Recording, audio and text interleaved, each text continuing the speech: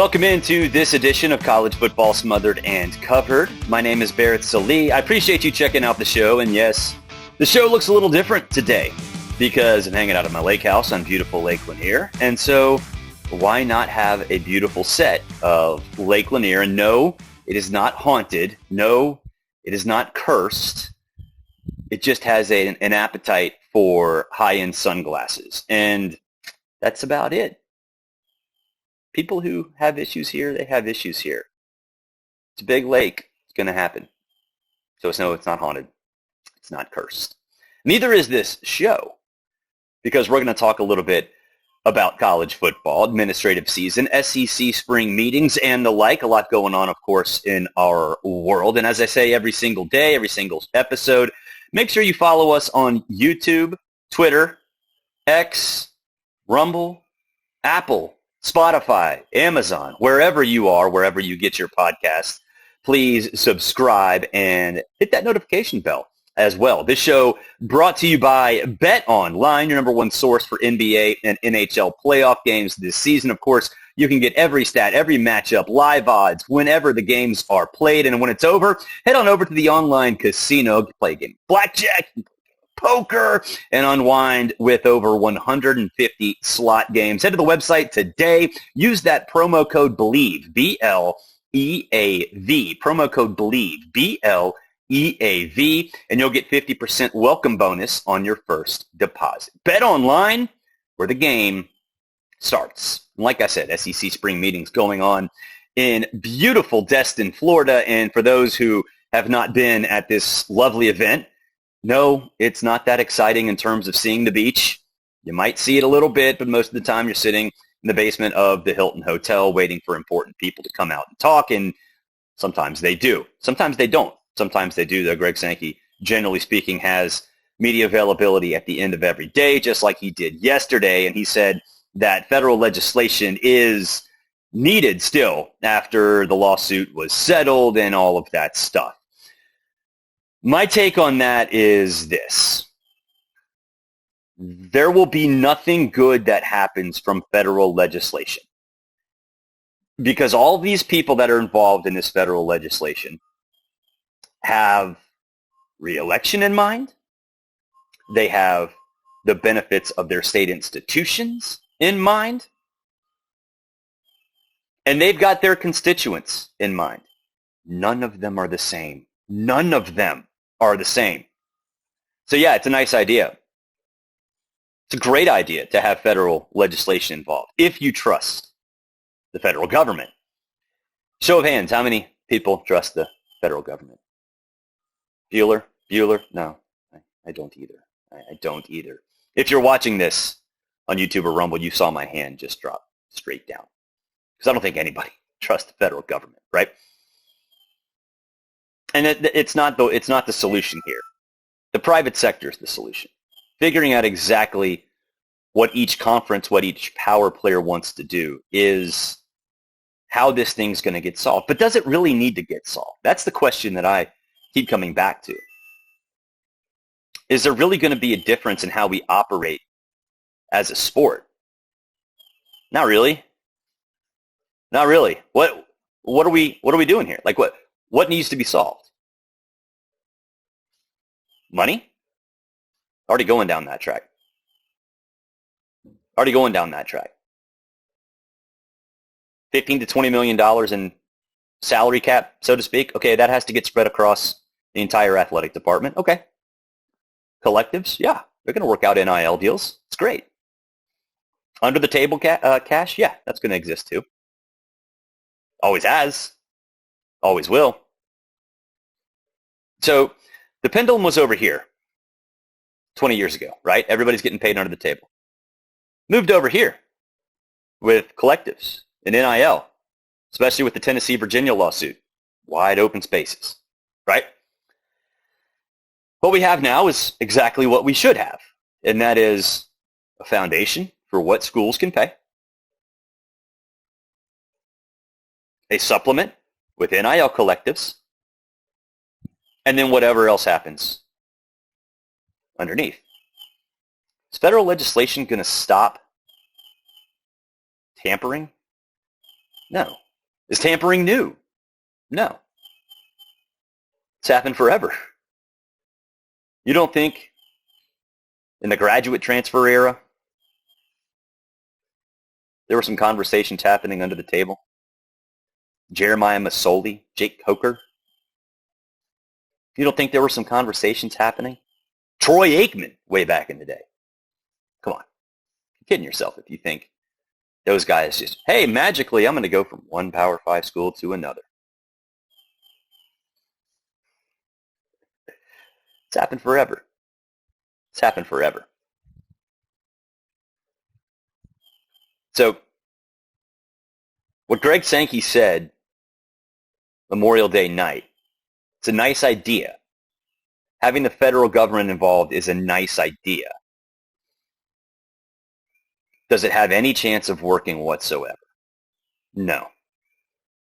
No. And so I keep seeing a lot of this stuff out there. Like, this is only a foundation. It's not a foundation. Well, I guess in theory, it's a foundation. And there will be a lot of billable hours that are racked up. And there will be a lot of other things that are racked up beyond that with different ideas. But none of it's going to change. This is where we are right now, and this is where we're going to stay. It's where we should stay, because anything beyond this, I think, is more dysfunctional than it needs to be. Our sport's always been beautifully dysfunctional. It's why I like it. It's why you like it, probably. It's not going to look like the NFL. Can't look like the NFL. So why are we trying to make it like the NFL? From an on-the-field perspective, and certainly from an off-the-field perspective. Can't happen. Just can't. Too many teams, too many investors, too many different power brokers with different goals in mind. Just the way it is. Hey, you know what? You can go to breakingt.com/smotheredandcovered. You can get great shirts there. This is Throw It Again. This is from about this time last year when Pete Alonso started heckling Bryce Elder in a Braves-Mets game. And then Bryce kept throwing. Bryce won the game. Ozzie Albies hit a walk-off. And Breaking T had this shirt out almost immediately. You can get those too. BreakingT.com/smotheredandcovered. Plenty of college football stuff over there. Lots of college football stuff. Viral things. Viral shirts. Up within an hour. Legacy shirts. Basic shirts from your school. A lot of Brave stuff too. You can go to BreakingT.com/Barrett for the Brave stuff. And there's a lot. And I'm not saying that because I do the Braves Report podcast from the Atlanta Journal-Constitution, although you should go to subscribe to that too. Just love what they do for sports. They do a great job. BreakingT.com/smotheredandcovered. All right. I was talking about this on 104.5 The Zone in Nashville earlier today. And it was an interesting conversation about Tennessee, the SEC, and how we frame these discussions on what's a national championship caliber team. Because I think a lot of people will say, hey, you know what? Tennessee is not a national championship caliber team or a college football playoff caliber team. They are a college football playoff caliber team because the idea of what is and what isn't has changed. And it's hard, admittedly, it's hard to sort of grasp that, right? Because there will be some times where I say, Tennessee can't make the playoff. And it's like, oh, yeah, well, they can be a top 15 team nationally, top 10 team nationally, and make it. But this is not a Tennessee discussion. This is more about how the playoff will operate. And I go back to last year, and Georgia didn't make the playoff. Was Georgia the best team in the country? You could make that case. You could definitely make that case. They just lost at the wrong time. And we've seen in the college football playoff era some teams that are not worthy make it. Michigan State, Kelly Bryant's Clemson team. You know, there have been teams that did not deserve it. They just weren't that good. The landscape just shifted in a way where they got in. I think moving forward, it's going to be bizarre to see how things shake out because of the automatic bids. And you know I hate automatic bids. Hate them. Hate them for the postseason. Hate them for conference championship games when we had divisions all over the country. Hate them for professional sports. Hate them for everything. But I got asked on the station, hey, which teams are playoff worthy? And how are you going to judge which teams are or aren't once the 12-teamer starts? And this season in particular, you're going to have the number 1 seed and the number 2 seed national championship caliber. I don't think there's any doubt about that. You're going to have the number 3 and the number 4 seed probably not national championship caliber because they got to be conference champions. And outside of the Big Ten and the SEC, you see any national championship caliber teams out there? Clemson? Nah. Any of the Big 12 schools? Nah. But then you're going to have 5, 6, 7. Those teams will be.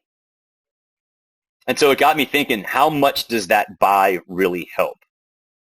And it's going to be huge. Because Clemson, Oklahoma State, Utah, Florida State, whichever teams are those 3 and 4 seeds, are fully capable of playing 60 good minutes, especially 60 good minutes against a team that played a very meaningful game the week before. So it's going to be fascinating to see what happens when it comes to which teams are good enough to get in and which teams are actually good enough to win it. Because like I said, those are completely different conversations. Completely different conversations. Reminder, this show brought to you by BetOnline, your number 1 source for the NBA and NHL playoffs this season. Every stat, every matchup, and even live odds while the games are being played. And when the game's over, head to the online casino, get a game of blackjack, get a game of poker, unwind with 150 different slot options. Head to the website today. Use the promo code BLEAV, B-L-E-A-V. That's B-L-E-A-V.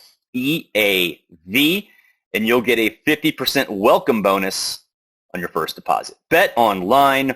The game starts here. All right, last thing. And I've been harping on this a lot.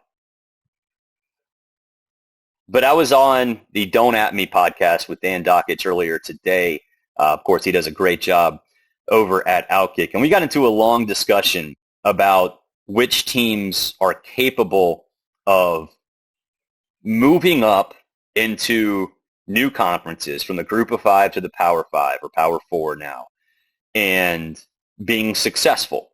And I don't know if you know, Dan has a very good relationship with Urban Meyer. And, of course, Urban Meyer was at Utah before Utah became a Pac-12 team, but helped build Utah's foundation from an alumni standpoint, from a financial standpoint, so that when Kyle Whittingham took over, they were somewhat prepared for the Pac-12, except that it took them a while. And Kyle Whittingham, I've talked to Kyle Whittingham about this, and he says, look, it took 3 or 4 years just to muster enough support from a foundation that was already set to have a roster that's competitive. Same thing happened to get with Gary Patterson at TCU. They had a ton of money, but it still took them 3 or 4 years. Is that the same now? The answer is no, it's not. Because you look at UCF and Gus Malzahn. No, they didn't have a great season last year, but they had injuries. That team was capable of contending for the Big 12 had things not kind of gone sideways, especially early on in the season. And so it got me thinking about this year. What team is it that can prove that my theory is right, that it doesn't matter anymore because of the transfer portal, because of NIL, if you have the foundation financially in place? Which team can succeed in its new home immediately? I think the natural reaction is to go to one of the Big 12 teams, right? Arizona, Arizona State, Colorado. Can one of them do it? The answer is no. Colorado's Colorado. They don't have the roster. I don't think Arizona and Arizona State do either. So you go to the SEC teams, Texas and Oklahoma. Yes, I don't think anybody doubts that. We talked about this last week. Texas is ready for the SEC. Oklahoma's getting there. So we don't have to worry about the SEC. The Big Ten, I think we already know about those, right? Pretty much all of them. But in the ACC, it's different. The ACC, you have California and Stanford along with SMU coming in. in a conference that is really, really down. Can any of those do it? Yeah, SMU can. Because the foundation from a financial standpoint is already in place. They've got tons of money. That program is absolutely loaded. And they've got a great head coach in Rhett Lashley. If you have not watched that team play, go watch them last year. One of the best coach teams in the country. And they went through an injury to their quarterback in Preston Stone, who is probably the best quarterback you've never heard of. And we had Rhett Lashley on this show about a month and a half ago, so go check that out on YouTube, or you can search in the Apple Podcasts app and find that. But SMU has the roster. They've got the coaching. They've used the transfer portal. They have the NIL foundation, and they have the ability to be successful in a conference that's down. They're not going to go undefeated. They're not going to be an 11-1 team. But are they capable of getting to the ACC championship game? The answer is yes, because they don't need to be elite. They just need to be pretty darn solid and spring the right upset. And they have the ability to do that. The schedule isn't easy. It's not like Miami. And if you haven't seen Miami's schedule, go look. It's just a joke. But can they get in if Florida State suffers an inexplicable loss or two? Yeah. Clemson? Yeah. We've seen Clemson suffer an inexplicable loss or two. Now, I think Clemson will be okay. I think they'll win the ACC. Are they going to be national championship caliber? No. Nobody in the ACC is going to be. So you're going to have a group of teams that are sort of on a tier that you kind of throw them in the air and say, okay, so one of those teams is going to be okay. One of those teams is going to be able to survive and advance enough, a lot like, and I'm not saying national championship or college football playoff, but you go back and watch that TCU team from 2 years ago, the entire month of October was just a crapshoot. Now, they happen to come off on the right side of that crapshoot every single week, but were they playoff worthy, national championship worthy? No. But the ACC is going to be a lot like that. You just throw your hands up in the air every single week and say, okay, let's roll the dice. And SMU with Preston Stone at quarterback has a good foundation to be successful at an elite level. So no, it's not going to be like it was when TCU and Utah moved up. It's not going to be like that at all. Nebraska, when it moved to the Big Ten. Nebraska fans still are struggling with the realization that they're not anything close to what they were in the late 90s. And moving to the Big Ten is further proof of that. But things have changed. They've changed an awful lot. And I think SMU this year is going to be a beneficiary that nobody is really talking about, because everyone's talking about Texas, don't necessarily think Oklahoma is fully ready for the SEC, but certainly on the right level. And in the Big 12, I mean, throw your hands in the air. As far as the Big 10 goes, pretty much everybody's ready except UCLA. I still don't know why UCLA thought it was a good idea other than money. Well, I know why. It's money. But that team's going to be completely irrelevant in the Big 10. But the other three, I think, will be just fine once USC actually gets a coach who's worth a damn and wants to pay attention to defense. Because right now, they don't have one of those. Because their coach absolutely does not pay attention to defense. That will do it for this edition of College Football Smothered and Covered, presented by BetOnline. Appreciate you guys checking out the show. And, of course, you know how to get us, whether you're watching on YouTube or listening on Apple, Spotify, whatever. You clearly know how to do this. But your friend might not understand how to do the podcast thing. Your dad, your mom, your sister, your brother, your neighbor. They might not know how to do it. So go ahead and share this with them if you don't mind. And also, of course, give us 5 stars. Always love to see those 5-star ratings. But hey, you know what? If you don't like the show, let us know. Let us know in that comment section. Give us a review that's negative. I'd love to see that stuff. Because the crew here at College Football Smothered and Covered, we're trying our best to make this part of your college football new media rotation. And of course, everybody in our space does a great job. I want you to go check out Paid. I want you to go check out Staples, Piquel, On 3, all the folks along the Believe Network. They do a great job as well. So subscribe to them as well. Watch them. You're not going to like what they say. You're not going to like what I say at times. you probably are going to like what all of us say at times too, because we're here to provide college football content 24/7, 365. Until next time, have a great week, everybody. Have a great day. We'll talk to you soon.